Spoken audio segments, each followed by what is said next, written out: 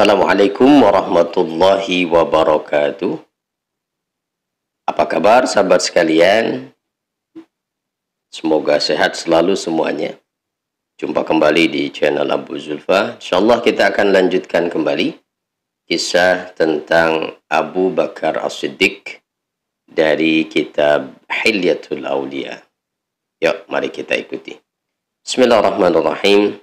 Qala asy-Syaikh Syekh Abu Nuaim berkata, Abu Bakar radhiyallahu ta'ala anhu adalah, beliau ini salah satu karakternya adalah berani mengambil resiko untuk hal-hal yang diharapkan membawa kebahagiaan, membawa kemudahan, membawa kemaslahatan. Apapun itu, jika membawa kebaikan, kemaslahatan, kemudahan bagi Rasulullah, bagi umat Islam, Abu Bakar akan menempuh itu sekalipun harus beresiko untuk dirinya. Seperti apa gambarannya? Yuk kita lihat pada riwayat berikut ini.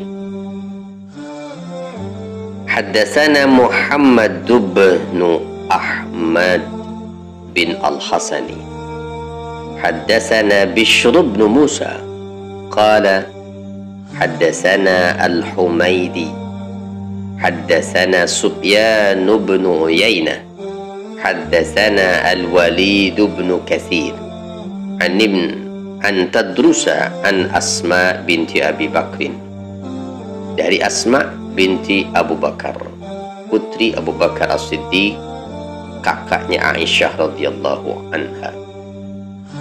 Radhiyallahu ta'ala anhuma, semoga Allah meridai keduanya. Qalat, ia Asma binti Abu Bakar berkata, atas sarikhu ala Abi Bakrin, datanglah seorang penyeru yang berteriak memberitahukan sesuatu kepada keluarga Abu Bakar, yakni peristiwa ini terjadi saat orang-orang Quraisy menyakiti Rasulullah Shallallahu Alaihi Wasallam di dalam masjid di hadapan Ka'bah.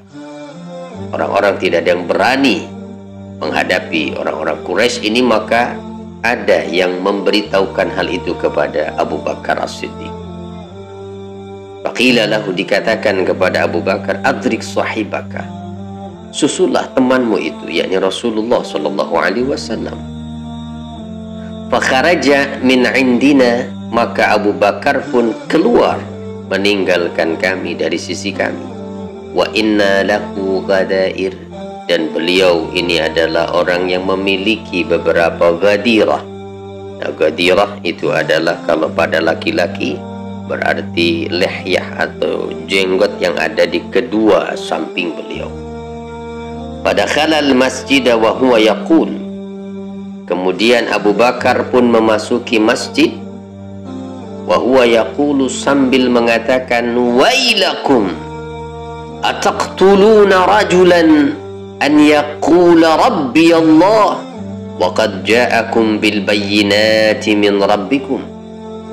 Membacakan ayat Al-Quran surah Ghafir atau surah Al-Mu'min ayat ke-28.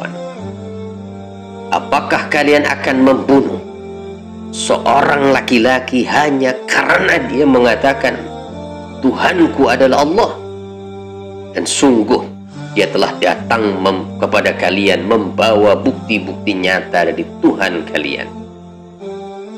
Nah, mendengar itu, falahau an Rasulillah sallallahu alaihi wasallam wa aqbalu ala Abi Bakrin, mereka pun mengabaikan Rasulullah sallallahu alaihi wasallam dan kemudian mereka berhadapan dengan Abu Bakar As-Siddiq, bahkan berduel dengan beliau.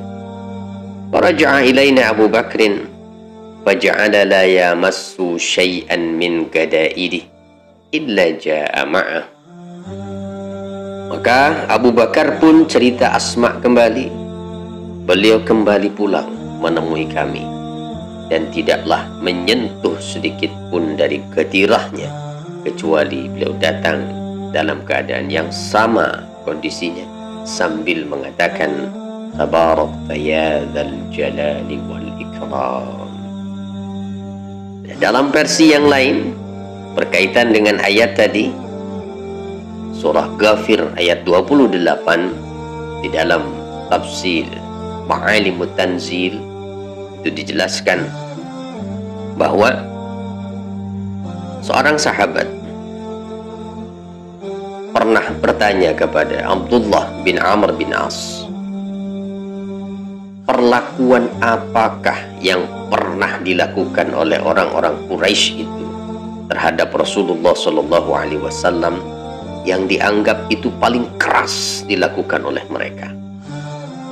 Maka kemudian Abdullah bin Amr bin As bercerita bahwa suatu ketika Rasulullah Shallallahu Alaihi Wasallam sedang sholat di hadapan Ka'bah, tiba-tiba datanglah seorang kafir bernama Uqbah bin Abi Mu'ayth.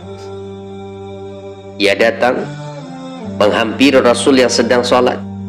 Lalu si Uqbah ini memegang bahunya Rasul Shallallahu Alaihi Wasallam, lalu melingkarkan atau melilitkan baju Nabi di leher beliau, dan setelah itu lalu mencekik Nabi dengan keras.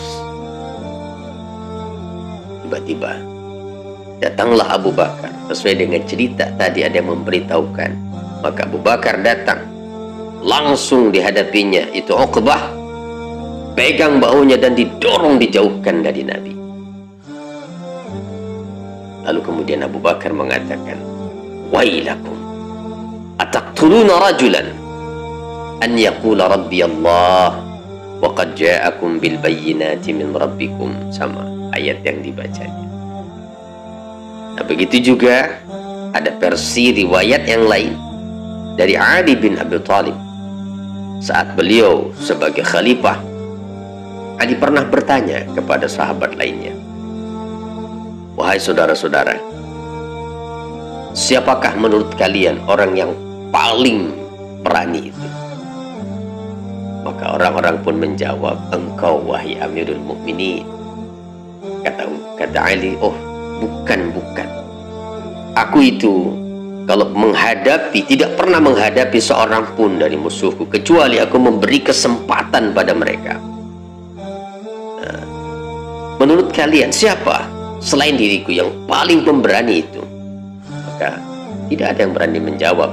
Maka Ali pun kemudian menjelaskan, sungguh kata beliau, pemberani itu adalah Abu Bakar As-Siddiq. Aku pernah melihat Rasulullah Shallallahu Alaihi Wasallam dipegang oleh orang-orang Quraisy. Beberapa orang Quraisy memegang Rasul Shallallahu Alaihi Wasallam. Tiba-tiba datanglah Abu Bakar. Begitu datang, maka Abu Bakar menonjok yang ini, menghantam yang itu.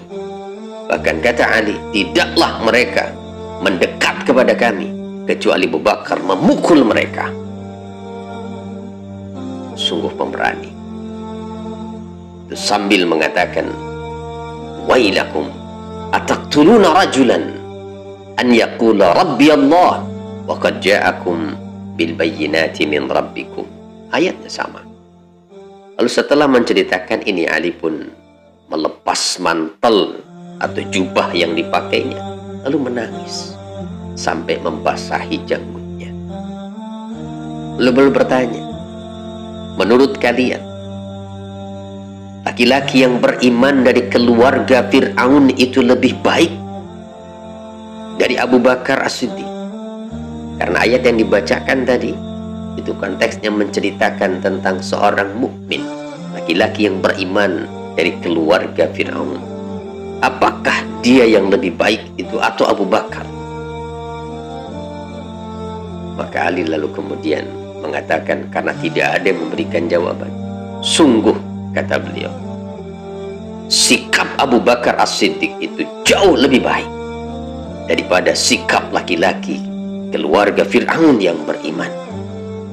Karena laki-laki yang beriman dari keluarga Fir'aun yang menyembunyikan keimanannya, lalu Allah memujinya di dalam kitabnya. Sedangkan Abu Bakar As-Siddiq Abu Bakar As-Siddiq adalah laki-laki yang menampakkan keimanannya, lalu ia mengorbankan harta dan darahnya untuk Islam, untuk Rasulullah Shallallahu Alaihi Wasallam. Sungguh luar biasa keberanian yang tidak ada tandingannya. Ya tentu kita sebagai orang mukmin, orang muslim yang mengaku pengikutnya Nabi Muhammad Shallallahu Alaihi Wasallam, patutlah saat ini kita bertanya, apa yang sudah kita lakukan, pengorbanan apa yang sudah kita lakukan untuk agama Allah ini, untuk melanjutkan dakwahnya Rasulullah Shallallahu Alaihi Wasallam. Mudah-mudahan bermanfaat. Dan kemana-mana, jumpa kembali di channel yang sama. Kita akan lanjutkan kembali kisah lainnya. Assalamualaikum warahmatullahi wabarakatuh.